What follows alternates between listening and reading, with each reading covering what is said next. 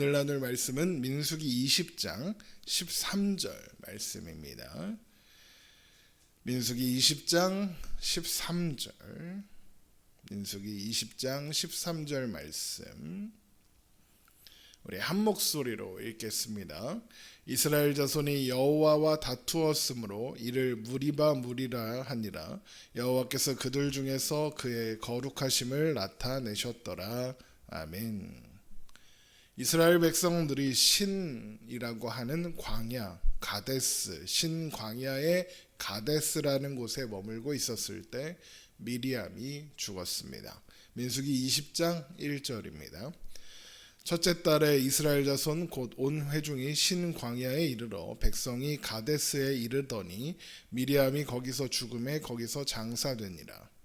민수기 20장 1절은 그저 첫째 달이라고 해서 이때가 언제인지 특정하기 쉽지 않죠. 하지만 대부분의 성경학자들은 민수기 20장 24절을 보면 이스라엘 백성들이 가데스를 떠나 호르산에 이르렀을 때 아론이 죽었다라는 기록이 나온다는 것을 근거로 해서 아론과 같은 해에 미리암도 죽었을 것이다 라고 추정합니다. 그리고 민수기 33장 38절에 아론이 죽은 시기를 출애굽 40년 5월 1일로 명시하고 있기 때문에 미리암이 아론과 같은 해에 죽었다면 민수기 20장 1절의 첫째 달이란 출애굽 40년 1월이다라는 결론에 도달하게 되는 거죠. 그리고 그렇다는 것은 민수기가 이제 광야 40년 동안의 이야기를 자세히 기록하지 않았다, 이런 의미가 되는 겁니다.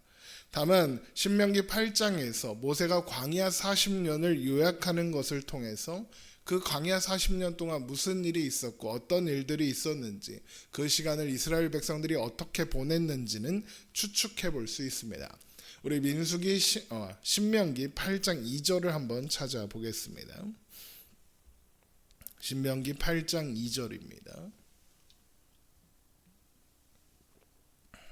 신명기 8장 2절. 내 하나님 여호와께서 이 40년 동안에 내게 광야 길을 걷게 하신 것을 기억하라. 이는 너를 낮추시며 너를 시험하사 내 마음이 어떠한지 그 명령을 지키는지 지키지 않는지 알려 하심이라. 너를 낮추시며 너를 줄이게 하시며 또 너도 알지 못하며 내 조상들도 알지 못하던 만나를 내게 먹이신 것은 사람이 떡으로만 사는 것이 아니요 여호와의 입에서 나오는 모든 말씀으로 사는 줄을 내가 알게 하려 하심이니라. 이 40년 동안에 내 의복이 헤어지지 아니하였고 내 발이 부르트지 아니하였느니라 합니다. 모세가 요약하는 광야 40년은 결국 하나님께서 내내 인도하시고 지키시고 보호하신 기간이었다라는 이야기입니다. 그리고 또한 가르치신 기간이었다라고 합니다.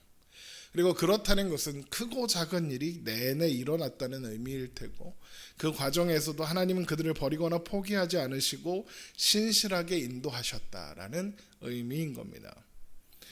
비록 광야 40년은 기록되지 않은 시간이지만 하나님은 그들과 여전히 함께 하셨다라는 거죠. 우리의 삶도 그런 시간들이 있습니다. 기록되지 않는 시간들. 뭔가 특별히 대단한 것도 없고 뚜렷한 뭔가 응답도 없는 그런 긴 시간이 이어질 때가 있습니다. 하지만 민수기 8장이 전하는 것처럼 그 시간은 사실 가장 집중적인 하나님께서 일하시는 시간, 그리고 현장이라는 것을 우리는 알아야 할 것입니다. 하나님은 그 시간 동안 신실하게 우리를 인도하고 계시는 겁니다. 물론 그 시간 동안 가데스 바네아에서 하나님 앞에 불순종했던 출애굽 1세대는 사라져 갔을 겁니다. 그러면 이 시점에는 출애굽 1세대는 거의 남아있지 않은 상황이었다라고 할 수 있을 겁니다. 그리고 그런 과정 속에서 출애굽 1세대를 상징하는 첫 번째 인물인 미리암이 죽었다라는 이야기로 민수기 20장이 시작되고 있는 겁니다. 그런데 그런 시기에 이스라엘 회중이 물이 없다라며 모세와 아론에게 모여들어 원망하는 일이 일어납니다. 우리 민수기로 돌아와서 민수기 20장 2절입니다. 민수기 20장 2절. 회중이 물이 없으므로 모세와 아론에게로 모여드니라. 너희가 어찌하여 여호와의 회중을 이 광야로 인도하여 우리와 우리 짐승이 다 여기서 죽게 하느냐. 백성이 모세와 다투어 말하여 이르되 우리 형제들이 여호와 앞에서 죽을 때에도 우리도 죽었더라면 좋을 뻔하였도다. 너희가 어찌하여 우리를 애굽에서 나오게 하여 이 나쁜 곳으로 인도하였느냐. 이곳에는 파종할 곳이 없고 무화과도 없고 포도도 없고 석류도 없고 마실 물도 없도다. 지금 이들은 출애굽 1세대가 아닙니다. 출애굽 2세대들입니다. 40년이 거의 찬 시점이죠. 그런데 이들의 모습을 보면 출애굽 1세대와 다르지 않죠. 그러니까 세대가 바뀌었고 40년이 흘렀다고 해서 이스라엘 백성들이 더 나은 존재가 되지 않는다는 겁니다. 이들도 광야 40년을 살며 하나님의 하나님 되심을 배우고 훈련했을 겁니다. 신명기 8장 4절이 전하는 40년 동안 의복이 헤어지지 않았고 발이 부르트지 않았던 세대가 바로 이들입니다. 그러나 그들이 지금 물이 없다는 이유로 모세와 아론을 원망합니다. 그날 아침에도 만나는 내렸을 것입니다. 그들 곁에 여전히 지금 이 원망하는 이 순간에도 그들 곁에 구름 기둥과 불 기둥이 여전히 그들 가운데 있을 겁니다. 그런데도 이러는 겁니다. 이런 이스라엘 백성들의 모습은 하나님께서 그들을 구원하시고 인도하시는 것에는 그들의 자격이나 그들이 한 일에 어떤 원인이 있지 않다는 것을 명백하게 보여주는 겁니다. 하나님이 이들과 함께 하시는 것은 이들이 뭔가 달라졌고 이들이 뭔가 대단하고 무언가 했기 때문이 아니라 하나님이 그렇게 하기로 작정하셨기 때문인 겁니다.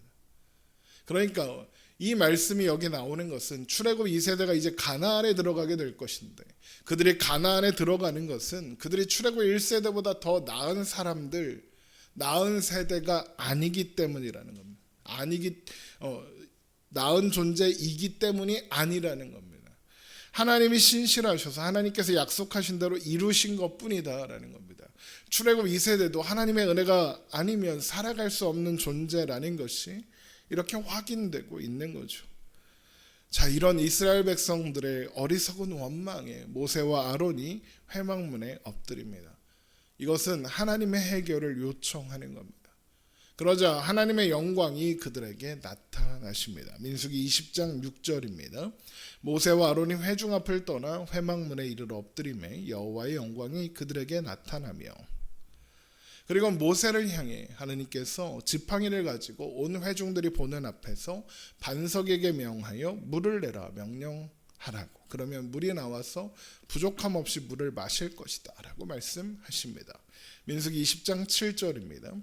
여호와께서 모세에게 말씀하여 이르시되 지팡이를 가지고 내 형 아론과 함께 회중을 모으고 그들의 목전에서 너희는 반석에게 명령하여 물을 내라 하라. 내가 그 반석이 물을 내게 하여 회중과 그들의 짐승에게 마시게 할지니라. 여기서 흥미로운 것은 하나님께서 이스라엘 백성들, 이스라엘 온 회중을 책망하지 않으셨다는 겁니다. 출애굽 1세대들에게도 반석에서 물이 나게 하실 때 그들이 원망하고 불평했으나 책망하지 않으시고 물을 주셨습니다. 이것은 하나님께서 출애굽 2세대가 1세대와 다른 존재가 아니라는 것을 그들도 연약하고 미련한 죄인에 불과하다는 것을 하나님이 아신다. 이런 의미인 겁니다. 그래서 그들에게도 1세대들에게 그러셨던 것처럼 하나님의 하나님 되심을 반석에서 물이 나게 하심으로 가르치시려고 하시는 거죠. 그래서 모세가 하나님의 말씀을 듣고 지팡이를 잡고 이스라엘 온 회중 앞에서 반석 앞에 섭니다. 그런데 이때 모세가 쓸데없는 말과 행동을 합니다. 민수기 20장 9절입니다. 모세가 그 명령한 대로 여호와 앞에서 지팡이를 잡으니라. 모세와 아론이 회중을 그 반석 앞에 모으고 모세가 그들에게 이르되 반역한 너희여 들으라. 우리가 너희를 위하여 이 반석에서 물을 내려 하고 모세가 그의 손을 들어 그의 지팡이로 반석을 2번 치니 물이 많이 솟아나오므로 회중과 그들의 짐승이 마시니라. 쓸데없는 말, 쓸데없는 행동이 있습니다. 쓸데없는 말이란 10절에 반역한 너희여 들으라. 우리가 너희를 위하여 이 반석에서 물을 내랴 라는 말이고, 쓸데없는 행동이란 손을 들어 그의 지팡이로 반석을 2번 친 행동입니다. 하나님은 뭐라고 하셨습니까? 반석에게 물을 내라라고 명령하라 하셨습니다. 그런데 모세가 하나님이 명령하지 않은 행동을 하는 겁니다. 그러면 모세는 왜 이런 행동을 하는 걸까요? 모세가 하는 말에서 그 힌트를 찾을 수 있습니다. 먼저 모세가 뭐라고 합니까? 반역한 너희여 들으라. 우리가 너희를 위하여 이 반석에서 물을 내랴 그럽니다. 그런데 물을 반석에서 내게 하는 주체가 우리입니까? 모세와 아론입니까? 아닙니다. 반석에서 물이 나오게 하는 것은 하나님이십니다. 모세는 그저 반석을 향하여 명령할 뿐입니다. 모세 아니라 모세 할아버지가 와도 반석에서 물이 나게 할 수 없습니다. 그런데 모세는 그걸 자기가 한다고 말하고 있는 겁니다. 그러면서 반석을 2번 칩니다. 왜 그럽니까? 내가 이만큼 화났다는 걸 보여주는 겁니다. 그러면 왜 모세가 이렇게 화가 났을까요? 내가 언제까지 이 짓을 해야 하냐 이겁니다.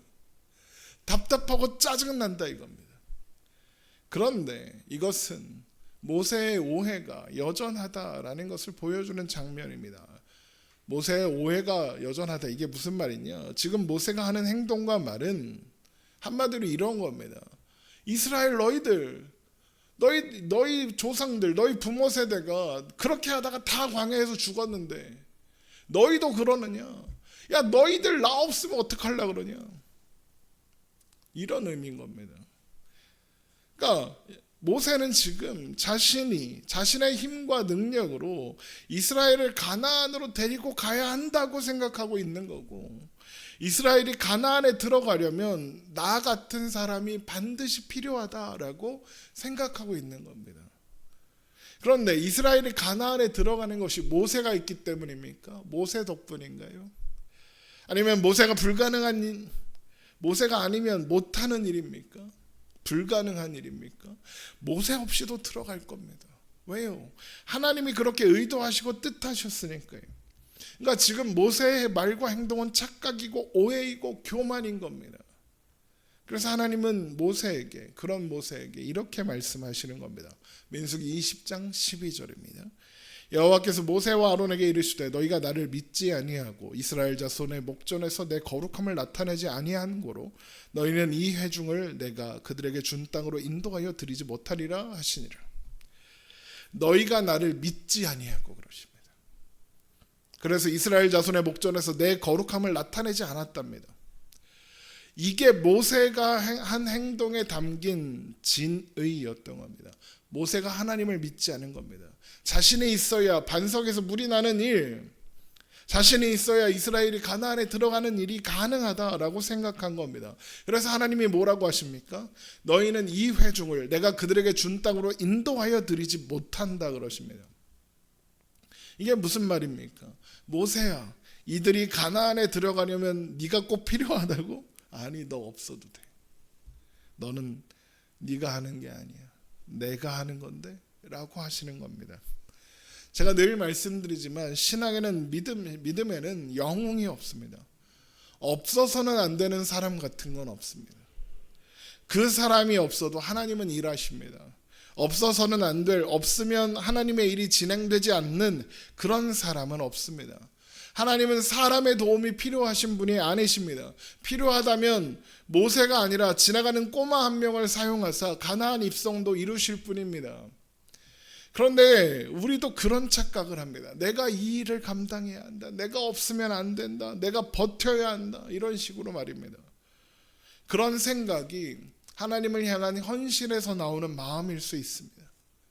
그러나 내가 없으면 안 된다라는 생각은 하나님의 일을 내 손으로 붙들고 있다고 착각하는 겁니다. 그런 생각은 하나님을 신뢰하지 않고 내 실력, 내 힘, 내 물질, 내 건강, 내 능력을 의지하는 불신앙의 태도가 될 수 있다는 겁니다. 여러분, 우리는 잊지 말아야 합니다. 내가 아니라 하나님이 하시는 겁니다. 나는 그저 하나님이 일하시는 통로일 뿐입니다. 하나님께서 그 영광스러운 자리에 부르시고 세우셨을 뿐입니다. 그저 부름 받은 자리를 내가 잘나서 내가 여기 서 있다고 생각하면 안 된다는 겁니다. 고라 자손이 했던 생각이 그겁니다. 내가 잘났으니 내가 원하는 자리에 설 수 있다, 서야겠다 하는 겁니다. 하나님의 일은 인간의 자격이나 능력에 달려 있지 않습니다. 연약한 백성도 실수한 지도자도 하나님의 계획을 멈출 수 없습니다. 그리고 이 사실은 우리에게 얼마나 큰 소망과 위로가 되는지 모릅니다. 한번 생각해 보십시오. 하나님의 일이 우리의 실력에 달려 있다면 무슨 일이 제대로 되겠습니까? 다 망할 겁니다. 그러나 모든 일이 하나님의 주권에 달려 있으므로 우리의 연약함, 우리의 미련함, 우리의 실수나 실패는 대세에 아무런 지장이 없습니다. 민수기 20장 13절입니다. 이스라엘 자손이 여호와와 다투었으므로 이를 무리라 하니라. 여호와께서 그들 중에서 그 거룩함을 나타내셨더라. 모세가 하지 않으니까, 모세가 하지 않고 이스라엘 백성들이 미련하여 하나님과 다투는 그런 존재니까 다툼을 의미하는 무리바라는 그 자리에서 하나님께서 그들 중에 거룩하심을 나타내셨답니다. 인간의 어리석고 미련한 실패의 자리에서도 하나님은 여전히 하나님의 하나님 되심을 온전히 드러내셨다는 겁니다. 이스라엘의 원망도, 모세의 불신앙과 착각도, 무리바라는 다툼의 자리도 결국 하나님의 거룩하심이 드러나는 무대가 되었다는 겁니다. 하나님의 신실하심이 일하시는 겁니다. 여러분, 이 사실을 기억하며 우리는 하나님의 신실하심에 모든 것을 의뢰하고 기대함으로 하나님께서 우리에게 허락하신 오늘을 충성되게 살아감으로 하나님의 신실하심이 우리의 삶에 나타나게 되기를 기대하며 살아가야 하겠습니다. 기도하겠습니다.